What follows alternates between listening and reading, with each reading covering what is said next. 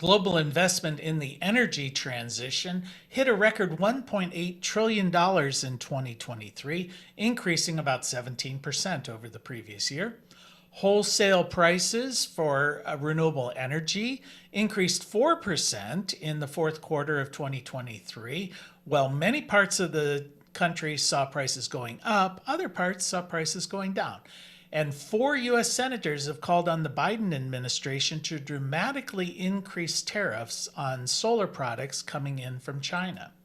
I'm Jay Warmke with Blue Rock Station, and this is the news from the solar industry for the week of February 4th. Now, global investment in the transition to clean energy away from fossil fuels increased about 17% in 2023, hitting a record $1.8 trillion, according to a new report from Bloomberg NEF. Now, electric vehicles received the lion's portion of this investment, getting about $634 billion of global investment.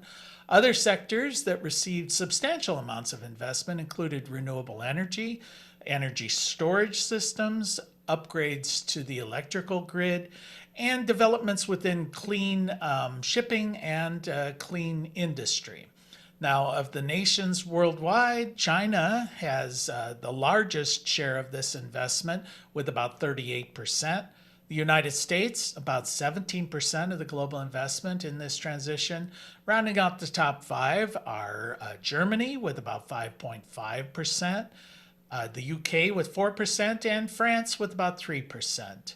Now, even though this investment is substantial, Bloomberg estimates that it will need to triple to about $4.8 trillion per year just to meet the net zero carbon emissions goals that are in place for the year 2050.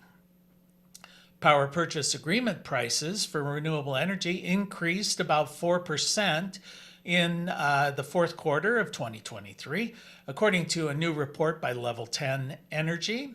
Now, solar was up about 3%, while wind was up about 5%, but these price increases were relatively inconsistent around the country, some states going up, some states going down. For example, solar prices in Texas fell, while they increased dramatically by about 15% in California, but the opposite was true for wind, where prices fell in California and rose in Texas.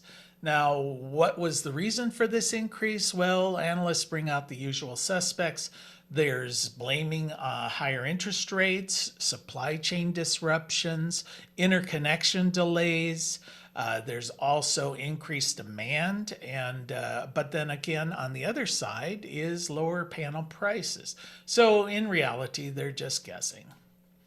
Senators John Ossoff, a Democrat from Georgia, Sherrod Brown, Democrat from Ohio, Marco Rubio, Florida Republican, and Raphael Warnock, a Democrat from Georgia, called on the Biden administration to dramatically increase tariffs on Chinese imported panels, wafers, and cells.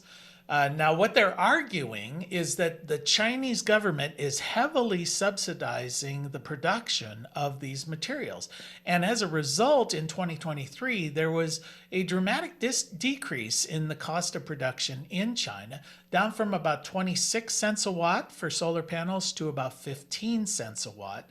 Now, this is about 60% less than it costs to produce a similar panel here in the United States, which runs about 40 cents a watt at the production end of this, which will not offset the 10% tax credit that the IRA incorporates for domestically produced solar panels.